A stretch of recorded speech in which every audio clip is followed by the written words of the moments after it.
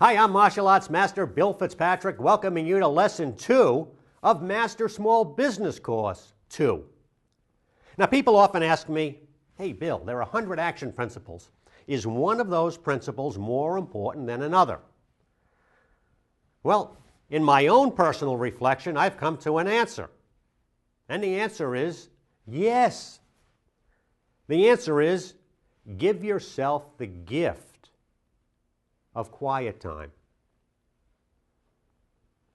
In the midst of the turmoil of modern life, just stop.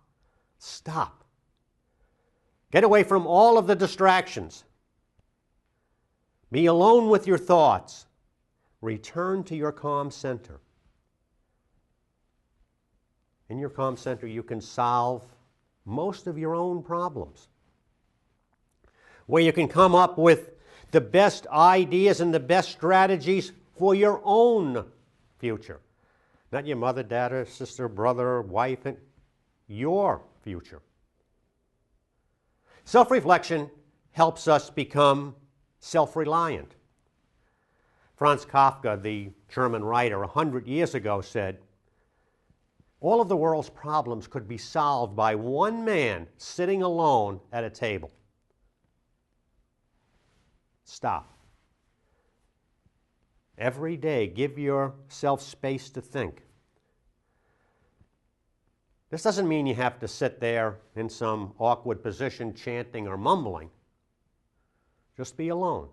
Be quiet. Gardening, taking a shower, the dog for a walk, whatever. Don't be afraid of yourself. You will know what to do. Just reflect. Where have I been? Where am I now? Where is it that I'd like to be? Who are your heroes? What have they done or are they doing to become heroic? How can you move towards this ideal that you have of yourself? You're going to risk. You're going to make mistakes. So you stop. All right, you make mistakes. Then you think, what did I do wrong? How can I avoid these mistakes in the future? Stop, think. Did you take a risk? Did you do something that was hard to do that you're personally proud of? Dieting, making a cold call? Well, bask in that feeling of accomplishment. Then work to replicate, to repeat this feeling over and over again. Challenge yourself.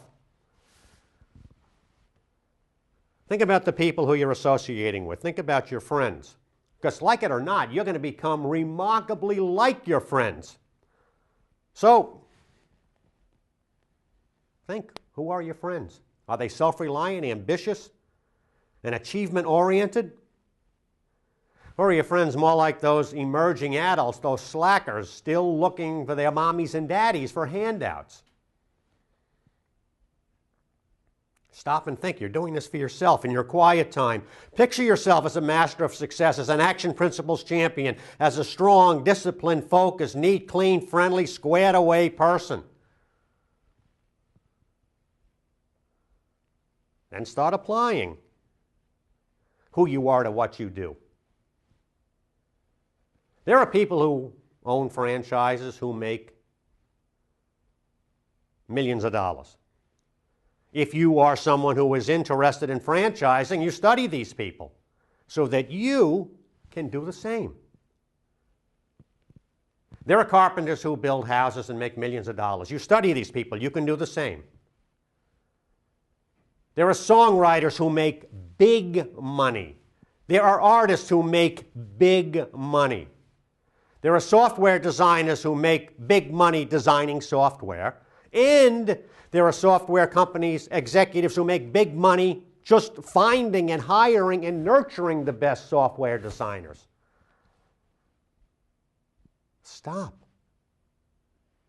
Think. It's not much. 20 minutes a day of quiet time. Rule number 3. Who are the people who have done or who are doing what it is that you want to do? Our third rule of business success. What are you learning from the successful people in your industry? Because you're researching, you're studying, you're thinking. You're going somewhere. Who's going where you're going? Who's already been there? What can you learn and copy from them? As you push yourself to improve in life and business, you will be taking risks. Yeah. The new is risky. As you learn, you will stumble. There is a human tendency to want to quit when you make a mistake. Oh, I've lost time, I've lost money. This is why you have to stop, to evaluate each small step that you take. You can analyze and stay flexible. Find out where you have to adjust. Stay strong, stay focused, on course. Every successful person screws up over and over again because they are risk takers. Now back to our story. Anna is the membership director of a major art museum. She's almost 30 years old. And she's starting to think, I like this, this was good, but this is a stage, I'm going to move on from this. I can do more with my life. Just this thought, this concept, I can do more. She isn't quite sure what. But in her quiet time, she opens herself up to possibilities. The glass is half empty. Let me be open and see what develops. Now, with this mindset, what happens to Anna, is it chance or is it fate? She buys a piece of art at one of those TV auctions. Then she goes to a friend to have the art framed, and that friend, Sandy, an art dealer, opens up a new door to her. The business of art. Now, Sandy tells her that our Dolly print is not worth the $1,000 that she thinks it is. No, you see the $1,000, well, that was the retail price. But really the thing is, the Dolly print is worth $300. That's the wholesale price. So here is when we first see the action principle champion, the master of success in Anna.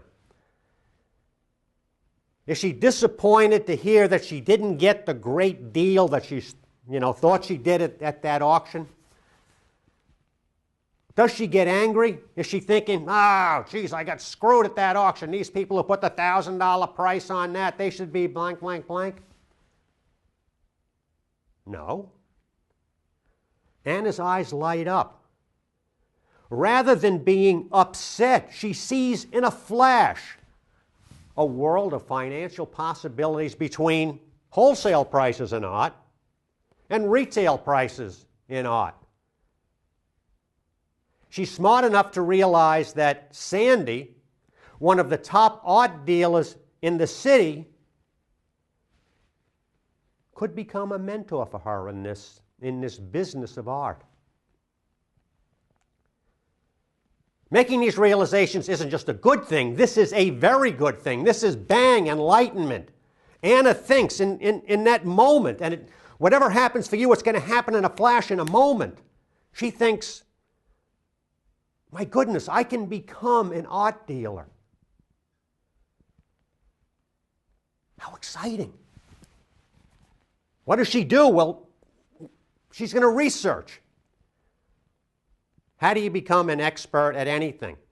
You start researching, you start studying, you go on the internet, you go to Amazon.com, you're art dealer and books, and she's going to read 40 books. Are there 40 books out there on the business of art? Are there 40 books on the great art dealers? Of course there are. And as she's reading these books, she's going to have millions of questions. But what? She has this mentor, Sandy, to begin to help her sort it all out. Wow! What an exciting, heart-pumping time for Anna.